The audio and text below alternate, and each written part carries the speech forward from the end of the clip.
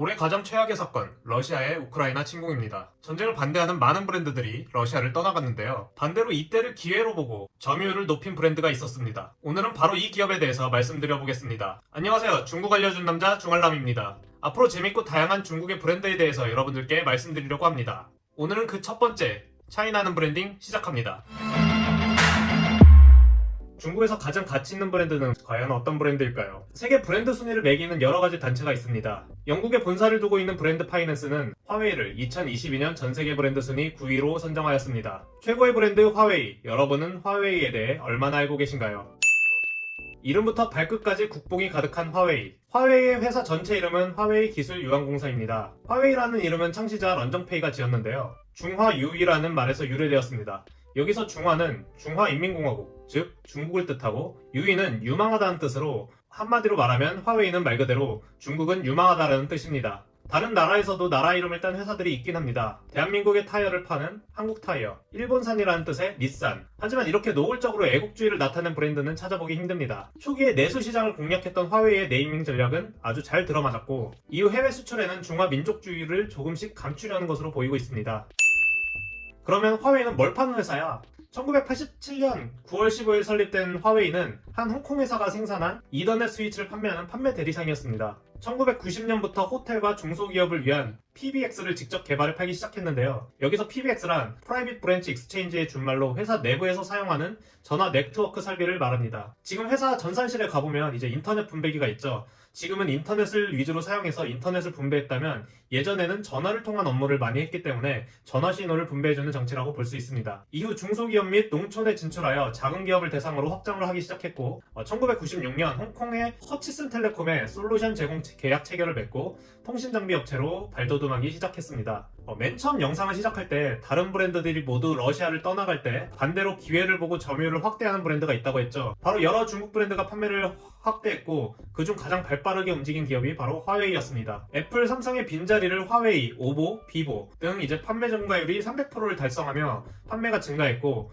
JT라고 불리는 쭝싱, 그리고 샤오미까지 많은 중국 브랜드들이 판매를 확대하기 시작했습니다. 중국 브랜드들이 많이 팔린 이유가 있습니다. 애플이 판매를 중단한 이후 하루 만에 번복을 하며 다시 판매를 시작하였는데요. 하루 만에 아이폰 가격을 50%를 인상하였습니다. 어제 100만원 주고 살 수 있었던 아이폰이 오늘은 150만원을 줘야 살 수 있는 것입니다. 그 이유는 바로 40%가 떨어진 루블화 때문이죠. 다시 돌아와서 이번 화웨이의 결정은 그다지 놀랍지 않은 결정이었습니다. 중국과 러시아는 같은 공사주의 국가로 이제 전략적인 동반자 관계고 특히 화웨이와 러시아의 인연은 아주 오래되었습니다. 1996년 화웨이는 모스크바와 시베리아 수도 노보시비르스크 사이에 3000km 이상의 광섬유 케이블을 설치하는 국책 사업을 따내고 많은 수익을 거뒀습니다. 이를 시작으로 이후 화웨이는 아르메니아, 몰도바, 카자흐스탄, 우즈베키스탄이 속해 있는 CIS, 즉 독립국가 연합의 많은 나라들의 통신 설비를 수주받고 엄청난 성장을 이뤄냅니다. 물론 이런 엄청난 성장의 배경에는 이 비밀이 숨겨져 있었죠.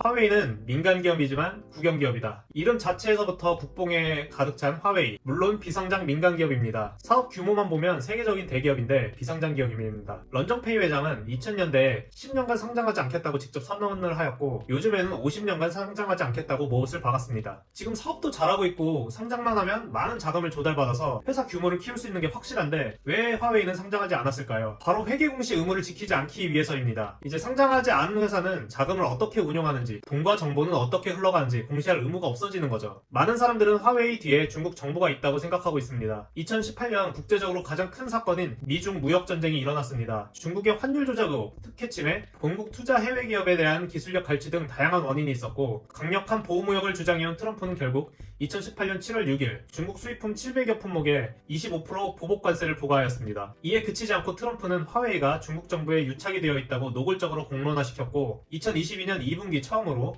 삼성전자를 꺾고 스마트폰 점유율 세계 1위에 오른 화웨이였지만 미국이 구글 서비스를 화웨이에 제공하지 못하게 금지시키고 화웨이의 반도체를 판매하지 못하게 하였습니다. 화웨이도 나름 대비를 해놓았습니다. 미국의 제재가 시작되기 전에 화웨이가 사용할 1, 2년의 반도체를 미리 구입을 해놓았고 구글을 대체할 새로운 자체 OS를 개발하기 시작하였습니다. 결국 스마트폰 사업이 힘들다고 판단한 화웨이는 중저가 스마트폰 브랜드인 아너를 물적 분리하여 매각하기로 결정하였고 여기서 인수한 회사가 바로 중국 국영기업이었습니다. 인수한 회사의 이름은 질신신 정보기술 회사입니다. 법인 설립한 지 2개월밖에 안 된 그룹이었고 이 회사의 지분 98%가 신천 스마트시티 과기발전그룹입니다. 이는 신천 국영자산감독관리위원회의 100% 자회사입니다. 사실상 중국 정부가 화웨이의 스마트폰 사업을 살리기 위해 노골적으로 나섰던 것입니다. 이후 런정페이는 사업 방향을 미래 스마트카 플랫폼 개발 그리고 인공지능 분야로 옮기는 과감한 결정을 내렸습니다.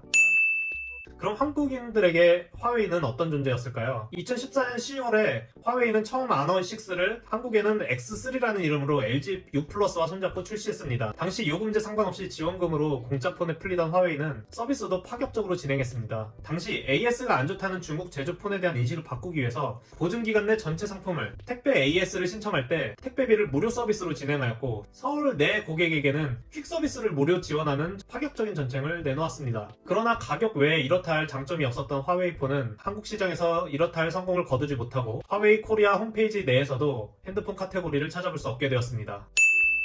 그리고 화웨이는 상벌 문화에 매우 특이한 두 가지 제도를 갖고 있습니다. 먼저 벌에 해당하는 화웨이 내부 사내 헌법이 있습니다. 총 6개장 103개조로 구성되어 있고 유명 교수 및 여러 학자들이 토론을 거친 끝에 1998년에 완성된 사내 헌법입니다. 또 이 안에는 재미있는 내용들이 있는데요. 1940년에 태어난 레이펑이라는 중국 군인이 있었는데 계속 나라를 위해 봉사하고 일하다가 트럭 사고로 순직을 하였습니다. 당시 총통이었던 마오쩌둥이 이상적인 군인상으로 레이펑을 찬양하기 시작했고 이후 레이펑은 나라를 위해 열심히 일하고 봉사다 과로사한 병사의 상징으로 알려졌습니다. 화웨이 헌법에는 이러한 레이펑을 찬양하는 조항을 만들어서 개인 생활을 희생하더라도 실적을 내는 사원을 우대한다는 의미로 해석을 하고 있습니다. 또 종신고용제를 배척하고 매년 고가평가를 해서 최하위 5%의 저성과자를 퇴출시킨다고 명시되어 있습니다. 반대로 성과에는 확실하게 상을 주는 화웨이였습니다. 화웨이는 아까 비상장 회사라고 말했죠. 직원 모두가 주식을 나눠 갖는 특이한 구조로 되어 있습니다. 런정페이 회장이 0.94%의 지분을 갖고 있고 10만 명의 임직원이 99.06%를 나눠서 소유하고 있습니다. 물론 사고파는 매매가 불가능하고 업무 평가와 근속연수에 따라 지분을 받는 직원이 선정됩니다. 2021년 화웨이는 주당 1.58위안 약 298원을 배당하기로 결정하였고 총 500억 위안 한국 돈으로 9조 4,300억 원을 직원들과 나누었습니다. 한국 돈으로 1인당 9천만 원 정도의 성과급을 받아간 것으로 알려져서 중국 내 매우 큰 화제거리가 되었고 또한 직원들의 평균 연봉도 69만 위안 한국 돈으로 1.35억 원으로 알려져서 직원들의 만족도도 매우 높다고 알려져 있습니다. 미국의 무역 제재도 휴대폰 사업을 접게 되었지만 많은 연구개발 투자로 특허 출원에 박차를 가해서 기술력 및 로열티 수익을 꾀하고 있는 화웨이. 이런 화웨이 런정페이 회장이 항상 강조하는 기업 문화가 있습니다. 바로 늑대 문화입니다. 늑대무리처럼 예민한 후각으로 시대의 추세를 정확히 파악하고 희생정신을 갖고 먹잇감을 발견하면 동시에 뛰어드는 협업을 통해 고속성장을 이룰 수 있었다. 이제 큰 쇼핑몰에 입점한 화웨이 매장에 가면 화웨이가 만든 전기차를 볼 수 있습니다. 많은 어려움 속에서도 늑대같이 살 길을 찾아 나선 화웨이. 이 화웨이의 미래는 앞으로 어떻게 될까요? 지금까지 중국 알려준 남자 중얼남이었습니다.